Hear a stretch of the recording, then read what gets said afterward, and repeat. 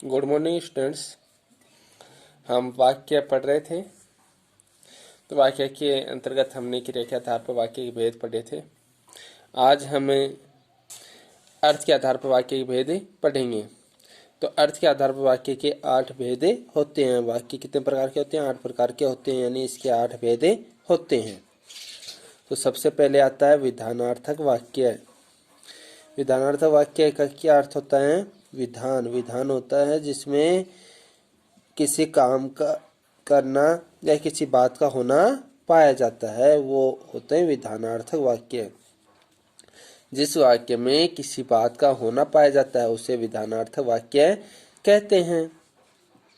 क्या होना पाया जाता है? किसी बात का होना पाया जाता है। जैसे भूपेंद्र खेलता है, तो भूपेंद्र को खेलने का काम कर रहा है, इसमें खेलने का बोध हो रहा है। तो ऐसे ही किसी काम का करना या फिर किसी बात का होना पाया जाता है, उसे विधानार्थक वाक्य कहते हैं। दूसरा आता निषेधात्मक वाक्य। तो निषेध नाम आ रहा है। निषेध का अर्थ होता है मना करना। नहीं का बोध इसमें होता है। नहीं शब्द है वो इस निषेध में आता है। निषेध का हो गया मना करना। जिस वाक्य में किसी बात के न होने या किसी विषय के अभाव का बोध हो। देखो, किसी बात के न होने यानी बात का न होना या किसी विषय के अभाव का बोध हो, उसे निषेधात्मक वाक्य कहते हैं। जैसे नीता घर पर नहीं है, ठीक है। दूसरा निषेधात्मक वाक्य होगा कि हमें सार्वजनिक स्थानों पर धूम्रपान नहीं करना चाहिए या सार्वजनिक स्थानों पर धूम्रपान करना मना है। तो इस प्रकार के वाक्य होंगे निषेधात्मक वाक्य। तीसरे हैं आज्ञार्थक वाक्य। आज्ञा, अब इसमें नाम देखो, आज्ञा देने के अर्थ में जो वाक्य होंगे वो कौन से वाक्य होंगे? आज्ञार्थक वाक्य। आज्ञा दी जाएगी तो जिस वाक्य में किसी अन्य के द्वारा आज्ञा, उपदेश या आदेश देने का बोध हो, उसे आज्ञार्थक वाक्य कहते हैं। आज्ञार्थक वाक्य में क्या होंगे? आज्ञा होंगे, उपदेश होंगे या फिर आदेश होंगे। उदाहरण तौर पर देखो, आदित्य तुम पुस्तक पढ़ो, तो इसमें क्या दे रखी है? आज्ञा दे रखी है। जीवन में कभी झूठ नहीं बोलना चाहिए, ये क्या है? उपदेश है। तो आज्ञार्थक वाक्य किसे कहेंगे? जिसमें आज्ञा, उपदेश या आदेश देने का बोध होता है। आगे है प्रश्नार्थक वाक्य। इसमें देखो नाम दे रखा प्रश्न। प्रश्न का क्या अर्थ हो गया? प्रश्न का अर्थ हो गया कि प्रश्न पूछना। अब प्रश्न कौन कौन शब्दों से पूछा जाता है? क्यों, कहाँ, कब, कैसे, क्या। तो ये शब्द ऐसे होते हैं जिनसे प्रश्न पूछे जाते हैं। तो जिस वाक्य में प्रश्नात्मक भाव प्रकट हो, अर्थात किसी कार्य या विषय के संबंध में प्रश्न पूछने का बोध हो, उसे प्रश्नार्थक वाक्य कहते हैं। देखो, इसमें प्रश्नात्मक भाव प्रकट हो। प्रश्नात्मक भाव कौन से होंगे? प्रश्न पूछने भाव प्रकट होंगे। किसी कार्य विषय में प्रश्न पूछने का बोध हो, ये देखो प्रश्न पूछने का बोध हो, उसे कौन सा वाक्य कहेंगे? प्रश्नार्थक वाक्य कहेंगे। और प्रश्न कौन कौन शब्द से पूछे जाते हैं? मैंने अभी बताया है। क्यों, कहाँ, कब, कैसे। ये देखो, इसमें उदाहरण में तुम कौन हो, प्रश्न पूछा गया है। तुम कौन हो, तुम कैसे हो, तुम क्या करते हो, तुम कहाँ रहते हो। तो कौन, कब, कहाँ, क्या, कैसे, किस लिए, इस प्रकार के शब्द होते हैं जिनसे प्रश्न पूछे जाते हैं। आगे आता है इच्छार्थक वाक्य। इच्छार्थक, अब देखो इसमें इच्छा है, हम दूसरों का भला चाहते हैं। तो दूसरों का भला चाहते हैं तो वो क्या हो गई? हमारी इच्छा हो गई। दूसरों का भला चाहना हमारी क्या हो गई? इच्छा हो गई। तो जिस वाक्य में इच्छा या आशीर्वाद के भाव का बोध हो, आशीर्वाद क्या होते हैं? हम जब बड़े बुजुर्गों के चरण स्पर्श करते हैं तो हमें वो आशीर्वाद देते हैं। तो जिस वाक्य में इच्छा या आशीर्वाद के भाव का बोध हो उसे इच्छार्थक वाक्य कहते हैं। जैसे भगवान करे तुम्हारा भला हो, भगवान करे तुम्हारा भला हो। तो भगवान करे तुम्हारा भला हो, तो इसमें क्या है? आशीर्वाद का बोध हो रहा है। तुम सदा सुखी रहो, आशीर्वाद का बोध हो रहा है। तुम्हारे अच्छे अंक आए, ये क्या है? इच्छा है। तुम कक्षा में फर्स्ट आओ, ये क्या है? इच्छा है। तो आप समझ गए होंगे इच्छा क्या होती है और आशीर्वाद क्या होता है। तो जिनमें इच्छा आशीर्वाद का बोध होगा वो कौन से वाक्य होंगे? इच्छार्थक वाक्य होंगे। आगे आता है संदेहार्थक वाक्य। संदेह है, तो जिन वाक्यों में क्या हो? संदेह हो या संभावना हो, संदेह हो या संभावना हो, इससे वाक्य संदेहार्थक वाक्य होते हैं। जिस वाक्य में संभावना या संदेह का बोध हो उसे संदेहार्थक वाक्य कहते हैं। जैसे उन दोनों में जाने कौन खेलेगा, तो इसमें क्या हो गया? दोनों में से एक को खेलना है, तो अब संदेह हो गया कि दोनों में पता नहीं कौन सा खेलेगा, तो इसमें क्या हो गया? संदेह हो गया। और इस प्रकार के वाक्य क्या होंगे? संदेहार्थक वाक्य होंगे। जैसे शायद आज वर्षा हो सकती है, तो उसमें भी क्या हो गया? संदेह हो गया, संभावना हो गई, शायद आज वर्षा हो सकती है। आगे आता संकेतार्थक वाक्य। इसमें क्या दे रखा है? संकेत, यानी संकेत देने के अर्थ में जो वाक्य होंगे वो कौन से कहलाएंगे? संकेतार्थक वाक्य। देखो नाम से पता चल रहा संकेत। जिस वाक्य में संकेत या शर्त का बोध हो उसे संकेतार्थक वाक्य कहते हैं। किसका बोध होगा? संकेत का या शर्त का बोध होगा, ऐसे वाक्य को संकेतार्थक वाक्य कहेंगे। संकेत मतलब यदि तुम पैसे दो तो मैं चलूं, यानी इसमें दो वाक्य होंगे। संकेतार्थक वाक्य में ध्यान में रखना, दो वाक्य होंगे जो एक दूसरे पर निर्भर होंगे। दूसरा भला करोगे तो तुम्हारा भी भला होगा, इसमें दो वाक्य एक दूसरे पर निर्भर हैं। कैसे हैं मैं बता देता हूँ। तो मैं चलूँ, मैं कब चलूँ? तुम पैसे दो, तुम पैसे दो तो क्या होगा? तो मैं चलूँगा, एक दूसरे पर निर्भर हो गया। दूसरा भला करोगे तुम्हारा ही भला होगा, दूसरा भला करोगे तो क्या होगा? तुम्हारा ही भला होगा। तुम्हारा ही भला होगा कब होगा? जब दूसरों का भला करोगे। तुम मेहनत करते तो सफल हो जाते, सफल कब हो जाते? जब तुम मेहनत करते। तुम मेहनत करते तो क्या होता? सफल हो जाते। तो इस प्रकार से जब एक वाक्य दूसरे वाक्य पर निर्भर रहेगा या जिसमें संकेत या शर्त का बोध होगा वो कहलाएंगे संकेतार्थक वाक्य। आगे वाला है विस्मयादि बोधक वाक्य। विस्मय, विस्मय का क्या अर्थ होता है? आश्चर्यचकित होना। तो जिन वाक्यों में आश्चर्य का बोध होगा वो कौन से वाक्य होंगे? विस्मयादि बोधक वाक्य।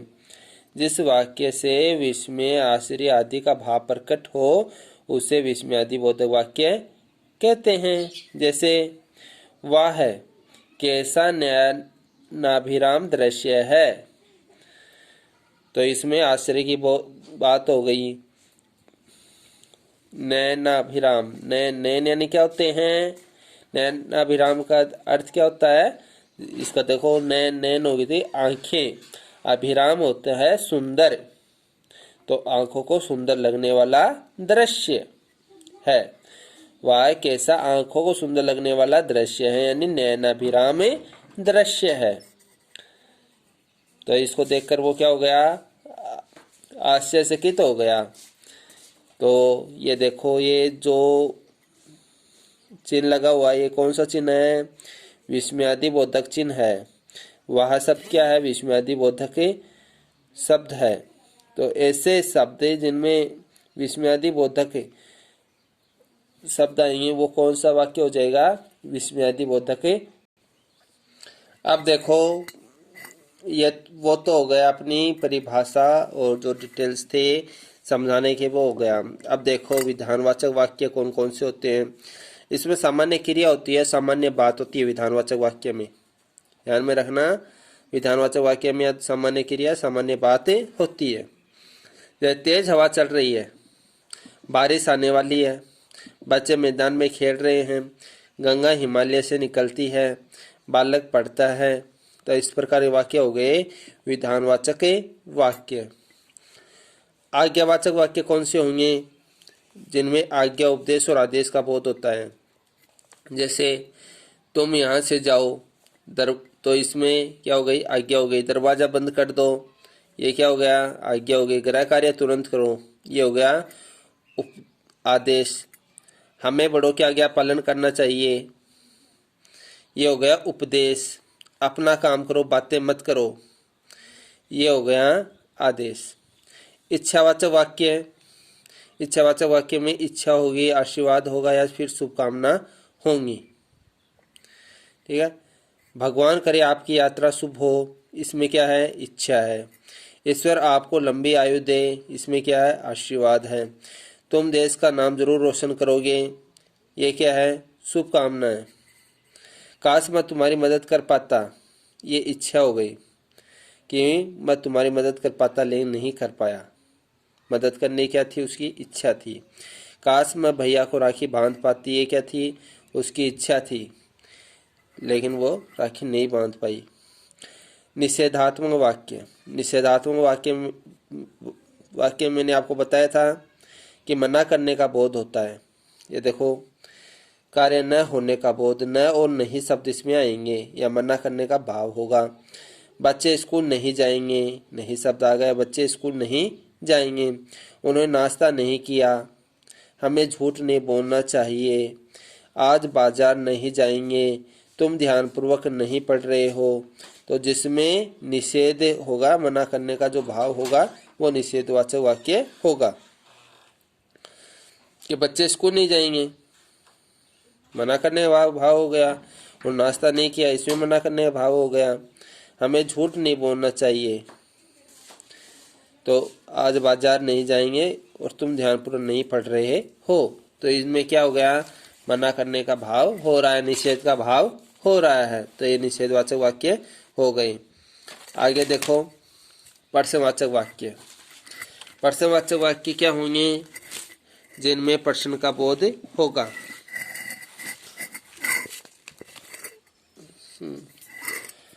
अब देखो प्रश्नवाचक वाक्य। प्रश्नवाचक वाक्य में क्या होगा? प्रश्न का बोध होगा, यानी प्रश्न पूछे जाएंगे। कौन कौन शब्द थे अभी बताए थे मैंने? क्यों, कहाँ, कब, कैसे, क्या, किस लिए, इस प्रकार के शब्द होंगे जिनसे क्या पूछे जाएंगे? प्रश्न पूछे जाएंगे। तो इस प्रकार से जब शब्दों से प्रश्न पूछे जाते हैं, वो कौन से वाक्य होंगे? प्रश्नवाचक वाक्य होंगे। क्या श्वेता बीमार है? प्रश्न पूछा गया है क्या शब्द से। क्या तुम मेरे घर चलोगे? क्या आ गया? प्रश्न पूछा गया, क्या तुम मेरे घर चलोगे? तुम्हारी नौकरी कब लगी? तुम्हारी नौकरी कब लगी? तो कब शब्द से क्या पूछा गया? प्रश्न पूछा गया। न जाने बस जयपुर कब पहुंचेगी? कब शब्द आ गया? प्रश्न पूछा गया है। तुम दिल्ली से कब आए? तो कब शब्द आ गया? प्रश्न पूछा गया है। तो क्यों, कहाँ, कब, कैसे, किस लिए शब्द ऐसे होंगे जिनसे प्रश्न पूछा जाएगा। और जब प्रश्न पूछा जाता है, ऐसे वाक्य कहलाएंगे प्रश्नवाचक वाक्य। आगे आता है संदेहवाचक वाक्य। संदेहवाचक वाक्य में क्या होगी? संभावना या संदेह का बोध होगा। जैसे आज वर्षा होगी, वर्षा होगी, पूरी तरह पता नहीं है, तो ये संभावना व्यक्त होती है। या हो सकता है तूफान आए, इसमें भी क्या है? तूफान आ भी सकता है, नहीं भी आ सकता। तो इसमें क्या है? संभावना, यानी पूर्णतया बोध नहीं हो रहा। अतिथि घर पहुंच गए होंगे, इसमें भी क्या हो रही है? संभावना हो रही है कि अतिथि घर पहुंच गए होंगे। हम संभवतः कल जयपुर जाएंगे, तो इसमें भी संभावना या संदेह हो रहा है। हम संभवतः छुट्टियों में घूमने जाएंगे, इसमें भी संभावना व्यक्त हो रही है। तो जिसमें संभावना या संदेह होगा वो क्या होंगे? संदेहवाचक वाक्य होंगे।